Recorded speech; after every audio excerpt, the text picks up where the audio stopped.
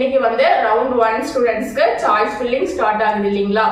Choice filling எப்படி வந்து பண்றது, எவ்வளவு இம்பார்ட்டன்ஸ் கொடுக்கணும் இந்த சாய்ஸ் ஃபில்லிங்க்கு, உங்களுக்கு வந்து டாப் காலேஜஸ் எது எது அப்படின்றத இந்த வீடியோல நான் சொல்ல போறேன். சரிங்களா? வீடியோவை ஸ்கிப் பண்ணாம பாருங்க, கண்டிப்பா இது உங்களுக்கு யூஸ்ஃபுல்லா இருக்கும். ஸோ இன்னைக்கு ரவுண்ட் 1 ஸ்டூடெண்ட்ஸ்க்கு கண்டிப்பா இந்த வீடியோ ஒரு முக்கியமான வீடியோவா அமைய போது உங்க ஃப்ரெண்ட்ஸுக்கும் ஷேர் பண்ணுங்க. கண்டிப்பா நீங்க இந்த வீடியோவை ஃபர்ஸ்ட் டைம் பாக்குறீங்கன்னா சப்ஸ்கிரைப் பண்ணி வச்சுக்கோங்க. சரியா? இப்ப நான் சொல்லக்கூடிய முதல் விஷயம் என்னன்னா, சாய்ஸ் ஃபில்லிங் பண்ணும்போது உங்களுக்கு காலேஜ் அலாட்மெண்ட் பண்றது வந்து சிஸ்டம் தான் காலேஜ் அலாட்மெண்ட் பண்ணுது இல்லைங்களா?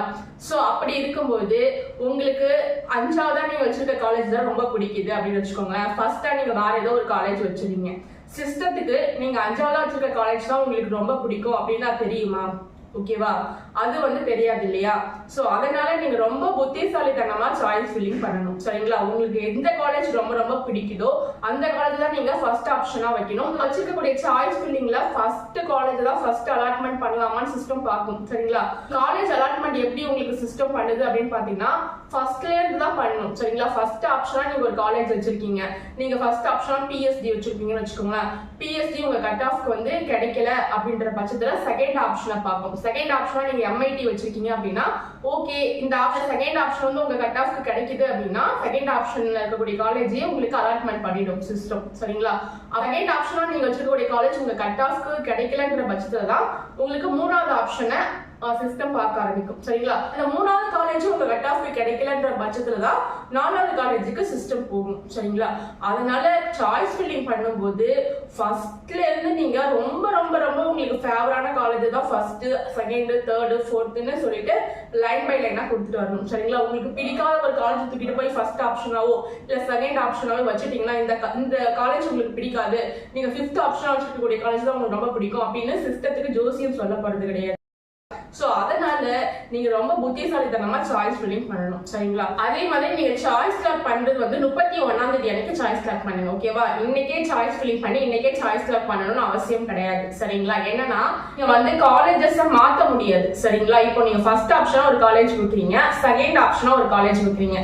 செகண்ட் ஆப்ஷனா இருக்கக்கூடிய காலேஜ் ஃபர்ஸ்ட் ஆப்ஷனாவும், ஃபர்ஸ்ட் ஆப்ஷனா இருக்கக்கூடிய காலேஜ் செகண்ட் ஆப்ஷனாவும் இருந்தா நல்லா இருக்கும் அப்படின்னு நீங்க நினைக்கிறீங்க அப்படின்னா, நீங்க சாய்ஸ் லாக் பண்ணதுக்கு அப்புறம் அந்த ஆர்டரை மாத்த முடியாது. ஓகேவா? அந்த ஆர்டரை மாத்த முடியாது. இதுவே நீங்க சாய்ஸ் லாக் பண்ணாம விட்டீங்கன்னா நீங்க எப்படி வேணா காலேஜை மாத்திக்கலாம். சோ ஓகேவா? உங்களுடைய காலேஜை நீங்க எப்படி வேணா ரீஆர்டர் பண்ணிக்கலாம். இதுவே நீங்க சாய்ஸ் லாக் பண்ணிட்டீங்கன்னா கண்டிப்பா மாத்தவே முடியாது. சோ அப்படியும் நீங்க மாத்தணும் அப்படின்னா டிஎஃப்சி சென்டருக்கு போயிட்டு ஒரு லெட்டர் எழுதி கொடுத்து வெயிட் பண்ணி அதுக்கப்புறம் அங்க போய் தான் நீங்க காலேஜை மாத்த முடியும். இதுக்கு வந்து ஒரு நாள் ஆயிடும். சரிங்களா? இதெல்லாம் உங்களுக்கு அன்னெசரியான வேலைகள். அதனால வந்து இதெல்லாம் வேண்டாம், இதெல்லாம் தவிர்க்கணும் அப்படின்னா நீங்க 31ஆம் தேதி வரைக்கும் டைம் இருக்கு. அன்னைக்கு கடைசியா நீங்க சாய்ஸ் லாக் பண்ணிக்கலாம். நீங்க சாய்ஸ் லாக்கே பண்ணலாம் கூட ப்ராப்ளம் இல்ல, ஆட்டோமேட்டிக்கா சாய்ஸ் லாக் ஆயிடும். அதனால ஆல்ரெடி சூஸ் பண்றது மட்டும் கேர் பண்ணிக்கோங்க. சாய்ஸ் லாக் பண்றதை பத்தி நீங்க கேர் பண்ண வேண்டாம், ஏன்னா ஆட்டோமேட்டிக்கா சாய்ஸ் லாக் ஆயிடும். சரி, அதுக்கப்புறம் உங்களுக்கு அடுத்த ப்ராசஸ் என்னன்னா, உங்களுக்கு காலேஜ் அலாட்மெண்ட் வரும். அந்த காலேஜை நீங்க கன்ஃபார்ம் பண்ணணும். சரிங்களா? அந்த காலேஜை நீங்க கன்ஃபார்ம் பண்ணீங்கன்னா அதுக்கப்புறம் தான் உங்களுக்கு ப்ரொஃபஷனல் அலாட்மெண்ட் வரும். ப்ரொஃபஷனல் அலாட்மெண்ட் வந்ததுக்கு அப்புறம் நீங்க இமீடியட்டா போயிட்டு காலேஜ்ல ஜாயின் பண்ணணும். ஒரு 3 or 4 days கூட நீங்க காலேஜ்ல போய் ஜாயின் பண்ணிடணும். இல்லைன்னா நீங்க இந்த கவுன்சிலிங்கை விட்டே வெளியே போற மாதிரி ஆயிடும். சரிங்களா? அதனால நீங்க வந்து காலேஜ்ல ஓகே பண்ணிட்டீங்க அப்படின்னாலே நீங்க என்ன பண்ணிடணும், ப்ரொஃபஷனல் அலாட்மெண்ட் வந்ததுக்கு அப்புறம் இமீடியட்டா போயிட்டு காலேஜ்ல ஜாயின் பண்ணிடணும். சரிங்களா? இது தவிர்த்து நீங்க நிறைய ஆப்ஷன்ஸ் இருக்கு, அப்வர்ட் கொடுக்குற ஆப்ஷன்ஸ், இதை பத்திலாம் நான் வீடியோ போட்டிருக்கேன். ஓகேவா?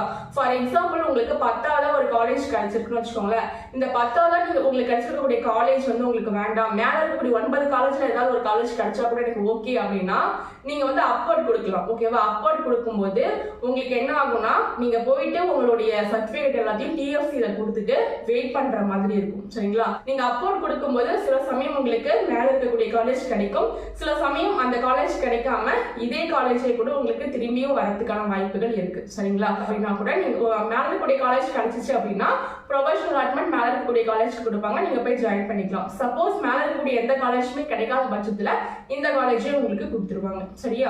சோ இந்த மாதிரி தான் உங்களுக்கு கவுன்சிலிங் வந்து நடக்க போகுது. சோ வந்து பார்த்து அட்டெண்ட் பண்ணுங்க. All the best.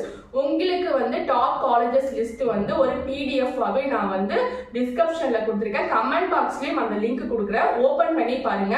இதே ஆர்டர்ல நீங்க சாய்ஸ் ஃபில்லிங் வச்சாலுமே ஓகே தான். எல்லாமே டாப் காலேஜஸ் பிரகாரம் நான் உங்களுக்கு இந்த சாய்ஸ் லிஸ்ட்டை கொடுத்துருக்கேன். சரிங்களா?